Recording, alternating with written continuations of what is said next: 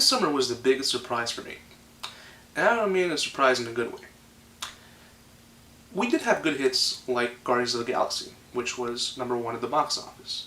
But then we had #2, Transformers: Age of Extinction, which did remarkably well overseas and also well nationwide. Why in the world did more people go see Transformers: Age of Extinction and not Edge of Tomorrow? I don't get it.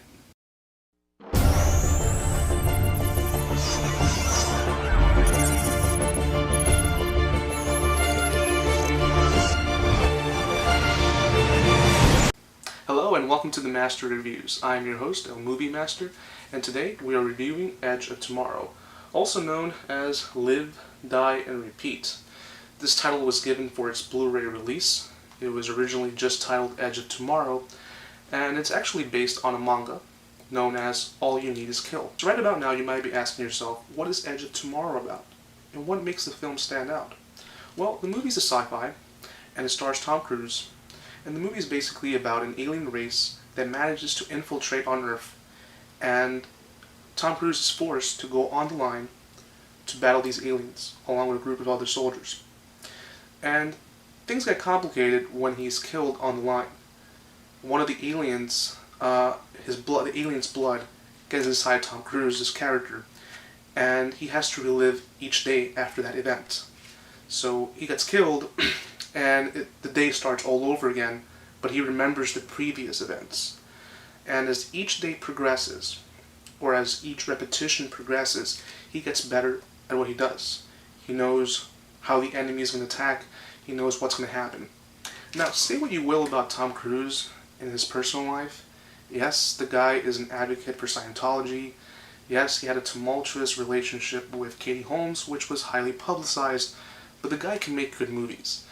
And he still does. You know, this movie is amazing. I'm shocked that this movie did not do well in movie theaters. The movie did do its money back, but it didn't perform up to expectations.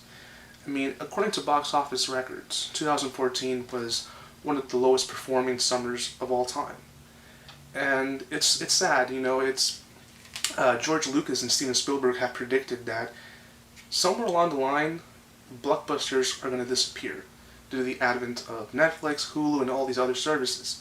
But the thing is that if you make a good movie and you have a good word of mouth, you can present this movie anywhere and people will like it and people will go see it.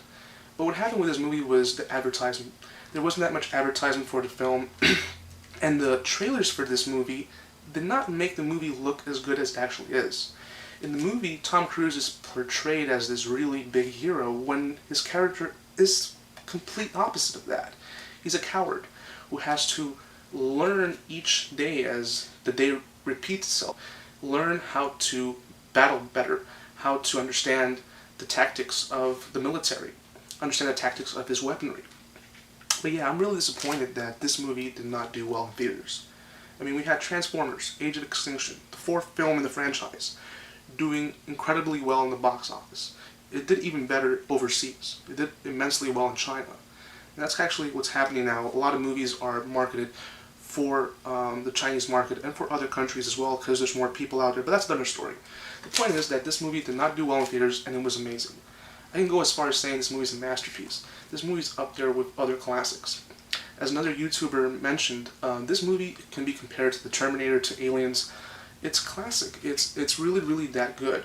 But sadly, a lot of people didn't watch it for multiple reasons. The trailer did not make this movie look as good as it actually is, as I mentioned. And, of course, Tom Cruise. A lot of people kind of back away from Tom Cruise's films. But he's done a lot of good movies, and this is no exception.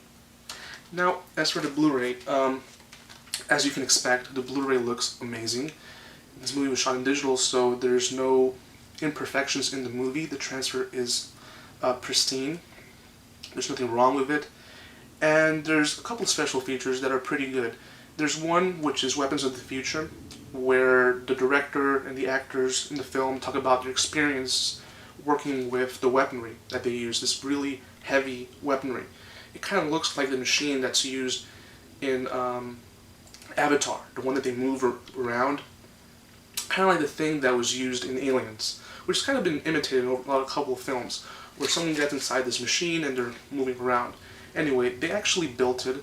They played around to see if they could actually use it in the real world. And apparently the military is working on something like this. That's according to what they're saying in the special features. And then you have On the Edge with Doug Liman. Doug Liman talks about his experience working on this film. And there's a couple other special features where they show you how the aliens were designed and also the different type of aliens they use. So it's a very good Blu-ray, and the movie, as I said, is amazing. I give this movie an A+. So yeah, Edge of Tomorrow, I highly recommend it. If you haven't seen it, please do. If you don't want to purchase it, if you're kind of like, I don't know, I don't think this movie's going to be that good, it's not my type of movie, I don't like Tom Cruise, please, give it a shot. Go to Redbox. If it's on Netflix, give it a go. It's definitely worth it.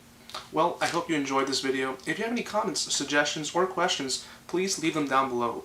Also, starting next week, I'm going to start reviewing all of George A. Romero's zombie movies. We're getting very close to Halloween, so it seems fitting to start reviewing some of his movies, since he's the one pretty much responsible for stuff like The Walking Dead, which is very, very popular right now.